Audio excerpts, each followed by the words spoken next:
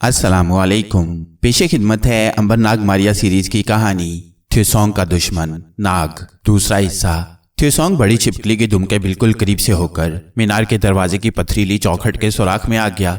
इतने में छिपकली के मुंह से निकला हुआ आग का जर्द शोला उस पर एक थपेड़े की तरह पड़ा, मगर थ्योसॉन्ग जल नहीं सकता था। जब शोला गायब हो गया तो थ्योसॉन्ग खामोशी से चौखट पार करके मीनार के अंदर दाखिल हो गया। अंदर एक ड्योढ़ी थी। उस ड्योढ़ी में दोनों जानिब इंसानी पिंजर इस हालत में खड़े थे कि उनमें से हर एक के हड्डी वाले हाथ में एक एक नंगी तलवार थी, जिसको वो आहिस्ता आहिस्ता इस तरह लहरा रहे थे कि अगर कोई गैर आदमी वहां से गुजरे तो तलवार के वार से टुकड़े टुकड़े हो जाए। मगर थ्योसॉन्ग इतना छोटा था कि वो इंसानी पिंजरों के पीछे से होकर ड्योढ़ी में से गुजर गया। ड्योढ़ी के पार एक गोल राहदारी आ गई जहां घुप अंधेरा था।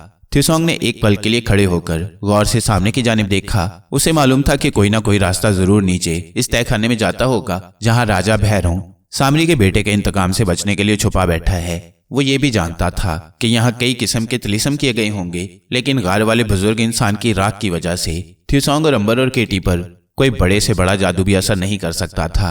इसलिए वो बेखौफ होकर राहदारी के अंधेरे में दीवार के साथ साथ चलता आगे बढ़ा। जहां राहदारी एक तरफ मुड़ जाती थी वहां उसे एक चुड़ैल किस्म की औरत दीवार के पास खड़ी नजर आई। उसके दोनों पांव उल्टे थे, हाथ की उंगलियां भी उल्टी थी, यानी जिधर अंगूठा होना चाहिए था उधर छिंगली थी, और जिधर छिंगली यानी छोटी उंगली होनी चाहिए थी उस तरफ अंगूठा था। नाखून बड़े हुए थे, बाल खुले थे, आंखें सुर्ख और चेहरा नीला और काला था। दो दांत बाहर को निकले हुए थे। चुड़ैल आहिस्ता आहिस्ता आगे पीछे झूल रही थी। थ्योसॉन्ग दीवार के अंधेरे में छुपा उसे देख रहा था। अचानक उसे चुड़ैल के पीछे दीवार में एक बिल्कुल सीधा दर्ज की तरह का एक शगाफ नजर आया, जो 1-2 इंच से ज्यादा चौड़ा नहीं था। थ्योसॉन्ग अगर पूरे कद का होता तो उसमें से कभी नहीं गुजर सकता था। वो बिल्कुल छोटा था, इसलिए बड़ी आसानी से उसमें से गुजर गया। शगाफ के आगे एक बड़ा ही तंग रास्ता था जिससे बड़ी मुश्किल से एक दुबला पतला आदमी ही गुजर सकता था। थ्योसॉन्ग इस अंधेरे रास्ते से भी गुजर गया। उसके आगे से ऐसी आवाज सुनाई दी जैसे कोई बैल खराटे ले रहा हो। थ्योसॉन्ग रुककर गौर से उस आवाज को सुनने लगा। फिर वह बड़ी धीमी रफ्तार से आगे बढ़ा। अब सामने एक तंग दरवाजा था, जिसके बाहर वैसे ही छिपकली अपनी दुम पर खड़ी आहिस्ता आहिस्ता आगे पीछे झूम रही थी। थ्योसॉन्ग जल्दी से दीवार के साथ हो गया। वो इतना छोटा था कि अंधेरे में उसे कोई नहीं देख सकता था। आहिस्ता आहिस्ता कदम कदम आगे बढ़ते हुए वो तंग दरवाजे में से दूसरी तरफ चला गया। ये एक जमीन दोस्त छोटा सा तहखाना था। यहाँ बिल्कुल अंधेरा नहीं था। तहखाने के दरमियान में जमीन पर एक फूले हुए पेट वाला आदमी बिल्कुल सीधा लेटा था। उसका जिस्म छोटे हाथी जैसा था। चेहरे पर नाक की जगह एक छोटी सी सूंड बाहर निकली हुई थी। पेट और चेहरे के सिवा बाकी सारा जिस्म काले स्याह बालों के गुच्छों से भरा हुआ था। उसके सरहाने रीछ की खोपड़ी पर एक मोमबत्ती रोशन थी। हाथी नुमा डरावना आदमी बड़े भयानक खराटे ले रहा था। ये राजा भैरव था। थ्योसॉन्ग उसके पांव के पास आकर रुक गया। वो उसे बोना बनाकर अपने कब्जे में करना चाहता था। उसने उसके बालों भरे पांव के साथ उंगली लगा दी, लेकिन वो ये देखकर परेशान हो गया कि राजा भैरव छोटा नहीं हुआ था। थ्योसॉन्ग फौरन पीछे हट गया। वो समझ गया कि इस शख्स के पास जो जबरदस्त ताकत और जादू है उसकी वजह से वो छोटा नहीं हुआ। पांव पर उंगली लगने से राजा भैरव की सूंड में से जबरदस्त फुंकार की आवाज निकली। उसने अपना डरावना सर उठाकर जर्द आंखों से तहखाने में चारों तरफ देखा। थ्योसॉन्ग ने बड़ी अक्लमंदी की थी कि बजाय इधर उधर छुपने के वो राजा भैरव के पांव के करीब ही टखने के पास छुपकर बैठ गया था। राजा भैरव ने अपना बालों भरा हाथ बढ़ाकर अपने पांव को खुजाया। थ्योसॉन्ग तेजी से लेट गया, क्योंकि राजा भैरव का बालों भरा हाथ उसके बिल्कुल पास ही था, जिसकी उंगलियों के छुरियों जैसे नाखून अपने पांव को खुजा रहे थे। तहखाने में अजीब किस्म की नागवार बू फैली हुई थी। राजा भैरव ने हाथ ऊपर कर लिया और दोबारा सो गया, क्योंकि उसके हलक से फिर वही भयानक खराटे निकलना शुरू हो गए थे। थ्योसॉन्ग का सबसे बड़ा हथियार राजा भैरव पर नाकाम हो गया था। अब अगर वो ज्यादा देर यहाँ रुकता तो किसी न किसी मुश्किल में फंस सकता था। चुनाचे वो दरवाजे की तरफ बढ़ा। उसने कदम उठाया ही था कि उसका एक बाजू जमीन पर रखी हुई रीछ की खोपड़ी से टकरा गया। खोपड़ी का मुंह खुला था। उसके अंदर से अजीब सी आवाजें निकलने लगी। राजा भैरव के खराटे अचानक बंद हो गए। रीछ की खोपड़ी की आवाज शायद खतरे का सिग्नल था कि तहखाने में कोई गैर आदमी मौजूद है। थ्योसॉन्ग बाहर जाने की बजाय तेजी से उछलकर रीछ की खोपड़ी के खुले मुंह में कूद गया और उसके हलक में जाकर फंस गया। क्योंकि रीछ की खोपड़ी का हलक थ्योसॉन्ग से बड़ा नहीं था, रीछ के हलक की आवाज रुक गई। थ्योसॉन्ग रीछ के दांतों से देख रहा था कि राजा भैरव उठकर इधर उधर टहल रहा है। उसने अपने हाथों की उंगलियों के नाखून को जोर से रगड़ा। एक बिजली सी चमकी और सारा तहखाना रोशन हो गया। राजा भैरव ने उठकर तहखाने का कोना कोना छान मारा। वो पदवजा बेडौल हाथी की तरह था, जिसका जिस्म बालों भरा था। सिर्फ ढोल जैसी फूली हुई तोंद यानी पेट पर बाल नहीं थे। उसके हलक से गिद्ध की तरह की खराश की आवाज निकली। कहाँ है वो?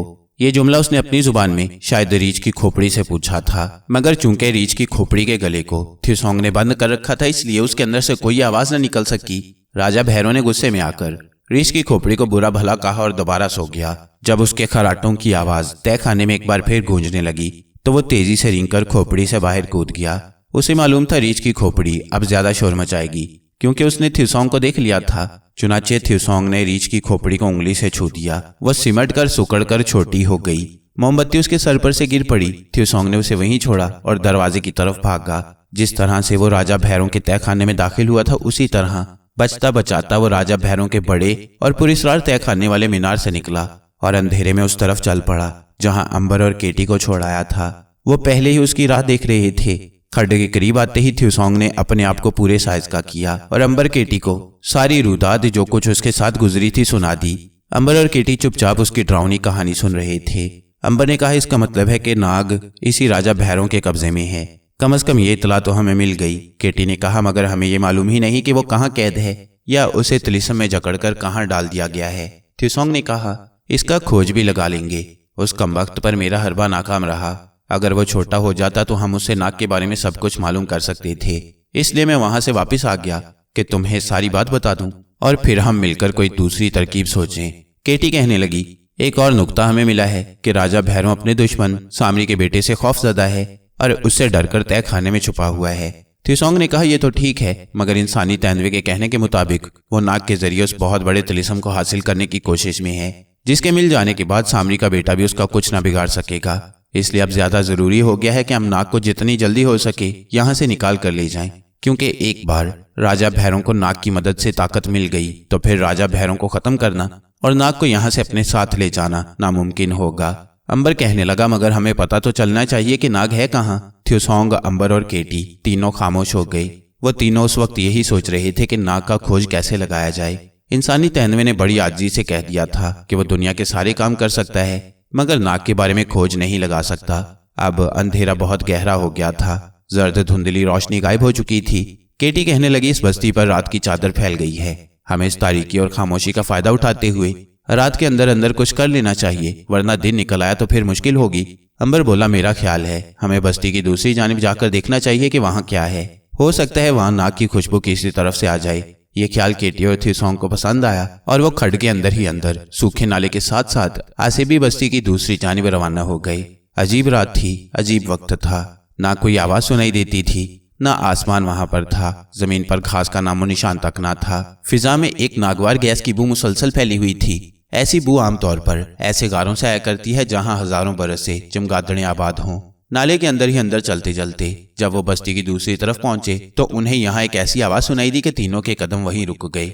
ये आवाज एक औरत की थी और करीबी पुरस्कार मीनार से आ रही थी। वो बार बार कह रही थी, मुझे उसके पास ना भेजो, मैं उसके पास नहीं जाऊंगी। इसके साथ ही किसी की करख तो खुरखुराती आवाज उभरी, इसको आग में डालकर भून दो। फिर औरत ने चीख कर कहा, मैं जाती हूँ, मैं कल जाऊंगी, कल रात को जाऊंगी। इसके बाद पुरस्कार मीनार के अंदर से 4 फूली हुई गोल गोल तोंदों और भारी भरकम सरों वाले 4 आदमी बाहर निकले, जिनके हाथों में लंबी लंबी छुरियां थी। अंबर, थ्यूसोंग और केटी एकदम से नीचे हो गए। जब ये चारों डरावने आदमी वहां से बस्ती के तकोने मकानों की तरफ निगाहों से ओझल हो गए तो अंबर ने सरगोशी करते हुए आहिस्ता से थ्यूसोंग से कहा, ये औरत कौन हो सकती है और इसे कहाँ जाने के लिए मजबूर किया जा रहा है? थ्यूसोंग ने जवाब में कहा, यह औरत मुझे इसी आसेबी बस्ती की लगती है, क्योंकि वो उन्हीं की जुबान बोल रही थी।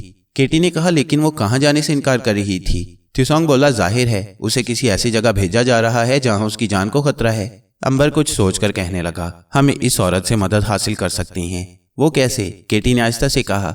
अंबर बोला, वो ऐसे कि हम इसे जान का तहफ्फुज देंगे। उसे यहाँ से निकालकर किसी महफूज जगह पर पहुंचाने का वादा करके उससे अपने मतलब की बात पूछेंगे। थ्यूसोंग ने कहा, पहले ये तो देखना चाहिए कि यह है कौन और कहाँ जाने पर तैयार नहीं है। केटी ने कहा, तो क्या हम इसके सामने अचानक चले जाएं? हो सकता है वो हमें बर्दाश्त ना करे और शोर मचा दे। अंबर बोला, ऐसा होने का इम्कान 1% है। 99% इस बात का इम्कान है कि वो अपनी जान के बदले हमारे साथ ताउन करने पर तैयार हो जाएगी। थ्यूसोंग ने कहा, तो फिर क्या ख्याल है, मैं अंदर मीनार में जाऊं, क्योंकि आखिर मुझे ही जाना होगा। अंबर कहने लगा, तुम ठीक कहते हो थ्यूसोंग, ये काम भी तुम्हें ही करना पड़ेगा। हम यहाँ ठहरते हैं, तुम अंदर जाकर मालूम करो कि ये किस्सा क्या है। थ्योसॉन्ग मीनार की तरफ चल पड़ा। मीनार के अंदर से हल्की हल्की जर्द रंग की फीकी रोशनी बाहर आ रही थी। ऐसा लगता था जैसे अंदर जर्द आग रोशन हो। थ्योसॉन्ग मीनार के दरवाजे के करीब जाते ही छोटा बन गया और फिर दरवाजे की चौखट को दोनों हाथों से पकड़कर दूसरी तरफ चला गया। उसने देखा कि ये मीनार भी उसी पुरस्कार मीनार जैसा था जो कि वो पहले भी देख चुका था। मीनार के दरमियान में छोटे से गड्ढे में आग रोशन थी और शोले ऊपर को उठ रहे थे। आग के ऊपर लोहे की सलाख रखी थी। शायद उस सलाख में जिंदा इंसानों को पिरोकर कबाब की तरह भूना जाता होगा और इसी तरह भूने जाने की इस औरत को भी धमकी दी गई होगी। आग की एक जानिब दीवार के साथ एक दुबली पतली औरत जंजीर के साथ बंधी हुई सर झुकाए बैठी थी। थ्योसॉन्ग ये देखकर हैरान हुआ कि उस औरत की शक्ल बाहर की आम औरतों की तरह थी। वो इस आसेबी बस्ती की मखलूक नहीं थी। थ्योसॉन्ग को याद आ गया कि इंसानी तैनवे ने कहा था कि इन मीनारों में कभी कभी बाहर से लाई हुई औरतों को राजा भैरों की मर्जी से आग पर भूनकर कुर्बान किया जाता है। तो क्या ये बाहर से लाई हुई औरत है? मगर इसे अभी तक कुर्बान क्यों नहीं किया गया और ये इस मखलूक की जुबान क्यों बोल रही थी? थ्योसॉन्ग ने अपनी असली सूरत और इंसानी कद काठ में उसके पास जाने का फैसला किया। वो एक पल में पूरे जवान आदमी के कद का बन गया। आग की रोशनी में औरत को एक आदमी का साया नजर आया। उसने सर उठाए बगैर ही गमजदा आवाज में कहा, मुझे आग पर ना भूनो, मैं कल उसके पास चली जाऊंगी। थ्योसॉन्ग करीब जाकर बैठ गया और बोला, तुम कौन हो बहन? इन अल्फाज को सुनते ही औरत ने अपना चेहरा उठाकर थ्योसॉन्ग को देखा। वो हक्का बक्का हो गई और उखड़े हुए लहजे में बोली, तुम यहाँ कैसे आ गए? चले जाओ, ये तुम्हें भून कर खा जाएंगे। थ्योसॉन्ग ने कहा, मेरी बहन, मैं तुम्हें बचाने आया हूँ। वो औरत चौंक कर बोली, ये कैसे हो सकता है? तुम इस मखलूक को नहीं जानते, ये बदरूहें हैं। ये तुम्हें अभी पकड़कर हड़प कर जाएंगी। तुमने मुझे बहन कहा है, तुम मुझे अपने भाई लगते हो। भगवान के लिए यहाँ से चले जाओ। थ्योसॉन्ग ने बड़े एतमाद से कहा, तुम्हारा नाम क्या है? औरत ने कहा, कमला। थ्योसॉन्ग बोला, कमला बहन, मेरे साथ भी मेरी एक बहन और एक भाई है जो यहाँ करीब ही छुपे हुए हैं। हम तुम्हें यहाँ से बचा कर ले जाएंगे। कमला फटी फटी आंखों से थ्योसॉन्ग को तकने लगी।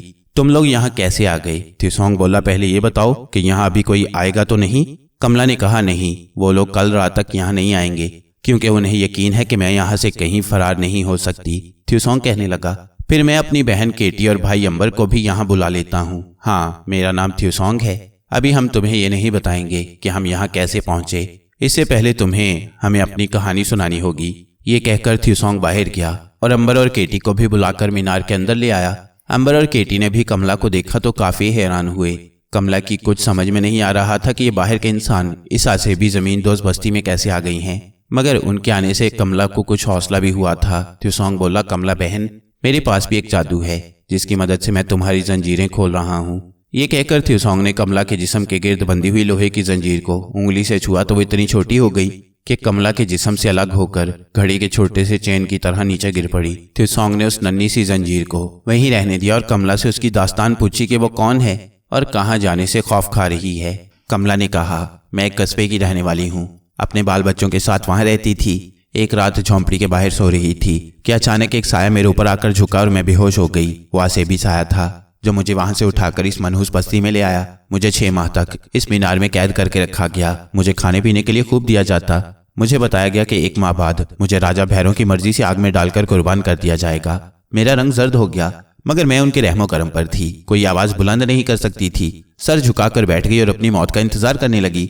फिर जब मेरी कुर्बानी का वक्त आया तो अचानक मेरी मौत का वक्त टल गया। मुझे बताया गया कि अब मुझे एक सांप के आगे डाला जाएगा जो मुझे डसेगा और जब मेरा जिस्म उसके जहर की वजह से स्याह होकर मुर्दा हो जाएगा तो मेरे जिस्म की बोटी बोटी करके उसे खास सांप को खिला दिया जाएगा।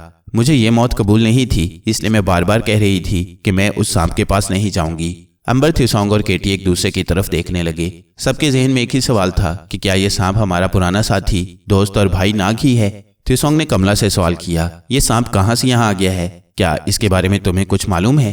कमला ने कहा, मैंने उनकी बातों से अंदाजा लगाया है कि ये कोई जादू का सांप है जिसको ये मुझे खिलाकर अपने कब्जे में करना चाहते हैं। मैं यहाँ 6 माह से हूँ, इसलिए इस मखलूक की जुबान जानने लगी हूँ। केटी ने पूछा, क्या वो उस सांप का कोई नाम लेते थे?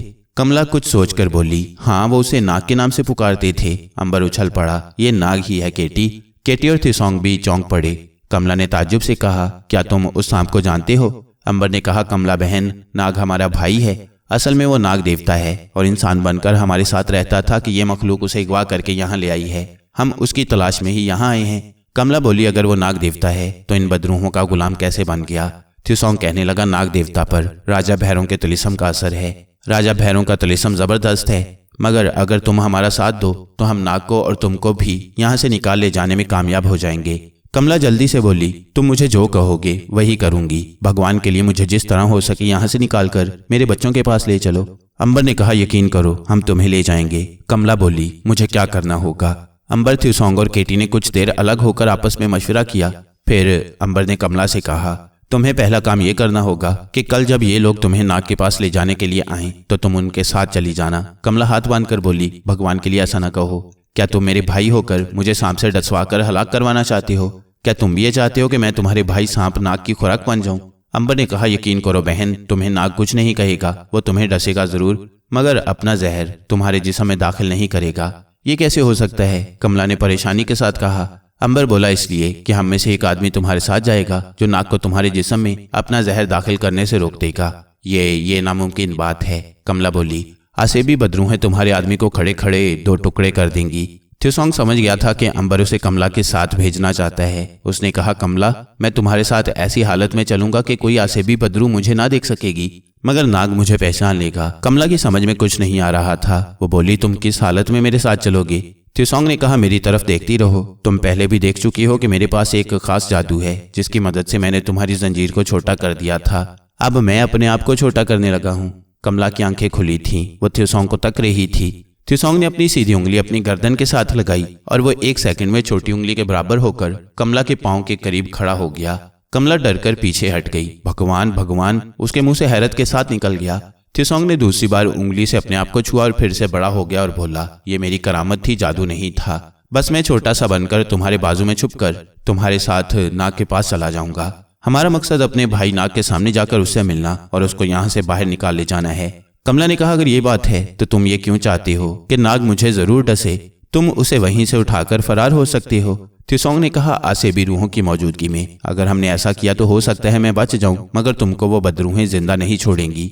अंबर बोला, हमें उन बदरूहों की हिकमत अमली के मुताबिक चलकर तुम्हें और अपने साथी नाग को यहाँ से निकालना है और ये ऐसे ही हो सकता है कि जिस तरह वो कहें तुम उसी तरह करती रहो। अब केटी ने कमला को तसल्ली देते हुए कहा, इस बात का तुम पूरा भरोसा रखो कि जब नाग थ्यूसॉन्ग को देखेगा तो वो समझ जाएगा कि हम उसे यहाँ से निकाल ले जाने के लिए आ गई हैं और फिर थ्यूसॉन्ग सांप की जुबान में नाग को खबरदार कर देगा कि कमला हमारी बहन है और वह उसके जिस्म के साथ मुंह जरूर लगाए मगर जहर दाखिल ना करे। आसेबी बदरूहें यही समझेंगी कि नाग सांप ने तुम्हें डस दिया है। तुम भी ऐसी अदाकारी करना और तड़पना शुरू कर देना मगर बेहोश मत होना ताकि वो लोग तुम्हें हलाक ना कर डालें। तुम होश में रहोगी तो वो एक बार फिर नाग से तुम्हें डसवाने की कोशिश करेंगे। नाग दूसरी बार भी जहर तुम्हारे जिस्म में दाखिल नहीं करेगा। हो सकता है फिर वो बदरूहें दूसरे रोज वहां आने के लिए चली जाएं। अंबर, केटी और थ्यूसॉन्ग के समझाने से कमला तैयार हो गई। वैसे भी वो बदरूहें उसे नाग से डसवाने ले जा रही थीं और वो कुछ नहीं कर सकती थी। कमला ने सोचा कि हो सकता है इस तरह से उसकी जान बच जाए और वो अपने बच्चों के पास वापस पहुंच जाए। अब अंबर, केटी और थ्यूसॉन्ग ने कमला से राजा भैरों के बारे में पूछना शुरू किया कि वो किस तरह से हलाक किया जा सकता है, क्योंकि वो राजा भैरों को हमेशा के लिए खत्म करके बाहर की दुनिया के इंसानों को उसके जुल्म से निजात दिलाना चाहते थे। कमला ने कहा, राजा भैरों एक मकरू और मनहूस बदरू है। उसकी ताकत और जादू के सामने कोई नहीं ठहर सकता। कमला ने उन्हें यह भी बताया कि वो अगर डरता है तो सिर्फ सामरी के बेटे से डरता है जिसका बेटा उससे इंतकाम लेने पहुंचने ही वाला है। यही वजह है कि वो जमीन दोस्त तय खाने में छुप गया है। यहाँ आसपास जादू का हिसार खींच दिया गया है और कोई जादूगर उस सरहद के अंदर दाखिल नहीं हो सकता। जब थ्यूसॉन्ग ने बताया कि वो राजा भैरों के तय खाने से हो आया है तो कमला को यकीन ना आया। थ्यूसॉन्ग ने उसे ये ना बताया कि बुजुर्ग इंसान की राख की वजह से उस पर और केटी और अंबर पर राजा भैरों के जादू का असर नहीं हो सकता। सारा दिन अंबर, केटी और थ्यूसॉन्ग वहीं छुपे रहे। जब रात हो गई तो अंबर ने कमला से कहा, अब वो लोग तुम्हें लेने आएंगे। थ्यूसॉन्ग एक नन्हे से बोने की शक्ल में तुम्हारे साथ जाएगा। तुम फिक्र मत करना, सब ठीक हो जाएगा और नाग तुम्हें कोई नुकसान नहीं पहुंचाएगा। कमला अब भी डर रही थी मगर वो ये भी जानती थी कि अगर थ्यूसॉन्ग उसके साथ ना भी जाए तब भी आसेबी मखलूक उसे नाग के सामने ले जाएगी। इस तरह से कम थोड़ी बहुत ये उम्मीद जरूर थी कि शायद नाग उसे कुछ न कहे। अंबर और केटी, थ्यूसॉन्ग ने बाकायदा मंसूबा तैयार कर लिया था। उसके तहत अंबर और केटी को मीनार के अकब में छुपे रहना था जबकि थ्यूसॉन्ग को कमला के साथ जाना था। अंबर और केटी रात का अंधेरा होते ही मीनार के पीछे जाकर तारीकी में छुपकर बैठ गई क्योंकि आसेबी मखलूक किसी वक्त भी वहां आ सकती थी। थ्यूसॉन्ग ने जंजीर को उंगली लगाकर दोबारा बड़ा करके उससे कमला को उसी तरह बांध दिया जिस तरह वो पहले बंधी हुई थी। फिर उसने अपनी गर्दन से उंगली लगाई और कमला की छोटी उंगली के साइज का हो गया। कमला तो उसे देखकर दंग रह गई। उसने झुककर थ्यूसॉन्ग को गौर से देखा और बोली, थ्यूसॉन्ग भाई, क्या तुम मेरी आवाज सुन रहे हो? उसे थ्यूसोंग की कमजोर सी आवाज आई। मैं तुम्हारी आवाज भी सुन रहा हूँ और तुम्हें देख भी रहा हूँ। अब तुम ऐसा करो कि मुझे जमीन पर से उठाकर अपनी कमीज की आस्तीन में छुपा लो, बाकी काम मैं वहां जाकर खुद कर लूंगा। कमला ने ऐसे ही किया। उसने नन्हे थ्यूसोंग को जमीन पर से उठाया और अपनी कमीज की आस्तीन में छुपा दिया। थ्यूसोंग कमीज के अंदर कमला के बाजू के साथ चिमट कर बैठ गया। कमला का बाजू उसे किसी बहुत बड़े दरख्त का तना मालूम होता था। वो कमीज के एक सुराख में से बाहर भी देख रहा था। कमला सर झुकाए खामोश बैठी थी। आखिर चारों आसेबी इंसान हाथों में लंबी लंबी छुरियां थामे मीनार के दरवाजे में दाखिल हुए। कमला ने उन्हें फटी फटी आंखों से देखा और गिड़गिड़ाकर आखिरी बार रहम की दरख्वास्त की, मगर उन आसेबी लोगों पर इसका कुछ असर न हुआ। उन्होंने कमला की जंजीर खोल दी, फिर उन्होंने उसे उठा लिया और डोली डंडा करते मीनार से लेकर निकल गए। थ्यूसोंग कमला के बाजू से चिमटा उसके साथ ही जा रहा था। अंबर और केटी ने भी मीनार के अकब से अंधेरे में उन लोगों को जाते देख लिया था। केटी ने तशवीश के साथ कहा, अंबर कहीं ऐसा ना हो कि नाग जादू के असर की वजह से थ्यूसोंग को पहचान ही ना सके, फिर तो इस औरत का बचना बहुत मुश्किल है और खुदा जाने फिर थ्यूसोंग पर भी क्या आफत नाजिल हो। अंबर ने कहा, खुदा से दुआ करो कि नाग उसे पहचान ले। मैंने अंधेरे में तीर चला दिया है, अब वो वापस नहीं आ सकता। जो होगा देखा जाएगा। वो दोनों खामोश हो गए और थ्यूसोंग की वापसी का इंतजार करने लगे। उधर आसेबी इंसान कमला को उठाई जमीन के अंदर पत्थर की सीढ़ियां उतरकर एक तहखाने में आ गए। यहाँ एक जर्द मोमबत्ती रोशन थी। दीवार के साथ एक बड़ा सा टोकरा पड़ा था। एक आसेबी आदमी पहले से वहां पर मौजूद था। कमला को उन्होंने जमीन पर बिठा दिया और उसके हाथ रस्सी से पीछे बांध दिए। कमला का चेहरा खौफ के मारे सफेद पड़ गया था। अब दीवार के साथ लगा हुआ टोकरा उठाकर उसके सामने लाकर रख दिया गया। चारों आसेबी आदमी दूर हटकर खड़े हो गए। जो आसेबी आदमी वहां पहले से मौजूद था उसने टोकरे का ढक्कन उठाकर परे फेंका और उसके अंदर छड़ी डालकर हिलाई। एक रोंगटे खड़े कर देने वाली फुंकार की आवाज टोकरे में से आई और फिर एक बहुत बड़ा स्याह सांप फन उठाकर खड़ा हो गया और जोर जोर से झूमने लगा। उसका फन काफी चौड़ा था और वो अपनी सुरख जुबान बार बार बाहर निकाल रहा था। थ्यूसोंग कमला की कमीज की आस्तीन के सुराख में से ये सब कुछ देख रहा था। उसने नाग को पहचान लिया था। नाग ही सांप के रूप में था, मगर उसे नाग की खुशबू नहीं आ रही थी। ये उस पर किए गए जादू का असर था। दहशत की मारी कमला का सारा जिस्म सूखे पत्ते की तरह कांप रहा था। स्याह काला सांप फन उठाए उसे अपनी मकनातीसी आंखों से घूर रहा था। उसे यकीन हो गया कि उसका आखिरी वक्त आन पहुंचा है। कमला मरने के लिए तैयार हो गई थी। उसने आंखें बंद करके सर झुका लिया था। सांप आहिस्ता आहिस्ता टोकरे से बाहर निकल आया। उसने कमला के गिर्द चक्कर लगाने शुरू कर दिए। थ्यूसोंग को मौका मिल गया। जो ही सांप उसके करीब से गुजरा, थ्यूसोंग ने अपने हलक से हल्की सी सीटी की आवाज निकाली। ये सांप की जुबान थी। थ्यूसोंग को शुबा था कि चूंकि नाग पर जादू का असर है, इसलिए हो सकता है वो उसकी इंसानी आवाज को ना पहचाने। चुनाचे यही वजह थी कि थ्यूसोंग ने नाग के साथ सांप की जुबान में बात करने का फैसला कर लिया था। थ्यूसोंग ने जब सांप को अपने करीब से गुजरते देखा तो सांप की जुबान में आवाज दी, नाग भैया, मैं थ्यूसोंग हूँ, इस लड़की को मत डसना, ये हमारी दोस्त है। नाग चूंकि सांप के रूप में था, उसने अपनी जुबान में किसी को आवाज देते सुना तो वहीं रुक गया और अपना फन झुकाकर बोला, तुम कौन हो सांप? थ्यूसोंग अपना सर पकड़कर रह गया। नाग ने जादू के असर से उसे नहीं पहचाना था। अब उसे शदीद खतरा था कि नाग कमला को जरूर डस देगा। थ्यूसोंग ने जल्दी से कहा, मैं नाग देवता का दोस्त हूँ। मैं नाग देवता की तरफ से तुम्हें हुक्म देता हूँ कि इस लड़की को मत डसना। सांप नाग गुस्से में फुंकारा और अपनी जुबान में बोला, मैं किसी नाग देवता को नहीं मानता। मुझे राजा भैरों का हुक्म है कि इस लड़की को डसकर हलाक कर दूं। मैं इसे जरूर डसूंगा और तुम कौन हो? सामने आओ, मैं तुम्हें भी जिंदा नहीं छोड़ूंगा। अब तो थ्यूसोंग समझ गया कि मामला उल्टा हो गया है और नाग इस लड़की को जिंदा नहीं छोड़ेगा। बहरहाल थ्यूसोंग ने नाग को देख लिया था। उसने उसे पहचान भी लिया था। थ्यूसोंग ने भी मैदान जंग में कूद पड़ने का फैसला कर लिया और बिजली जैसी तेजी के साथ कमला की आस्तीन में से निकलकर जमीन पर गिर पड़ा। सांप नाग उसके ऊपर झुक गया। वो थ्यूसोंग को डसने ही वाला था कि थ्यूसोंग ने सांप नाग की दुम से अपनी उंगली लगा दी। सांप नाग 1 सेकंड में छोटा सा सांप बन गया। ये सांप इतना छोटा था कि सिवाय थ्यूसोंग के और किसी को नजर नहीं आ रहा था। वहां शोर मच गया। आसेबी मखलूक छुरियां लेकर कमला की तरफ लपके कि उसने उनके कीमती नाग को गायब कर दिया है। थ्यूसोंग ने नाग को, जो एक पतली सी छोटी तार की तरह हो गया था, अपनी बाई मुट्ठी में बंद कर लिया। सांप नाग उसकी मुट्ठी में बार बार डस रहा था, मगर थ्यूसोंग पर उसके जहर का कोई असर नहीं हो सकता था। जो ही आसेबी आदमी छुरियां लेकर कमला की तरफ बढ़े, थ्यूसोंग ने कमला के पांव से अपनी उंगली लगाकर उसे भी बिल्कुल छोटा सा बना दिया। अब तो आसेबी मखलूक घबरा कर इधर उधर तकने लगी।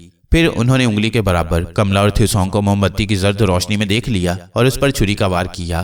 थ्यूसोंग ने कमला को दूसरी तरफ से धक्का दिया और जिस आसेबी आदमी ने छुरी का वार किया था उसे उंगली से छू दिया। वो भी नन्हा सा बौना बन गया।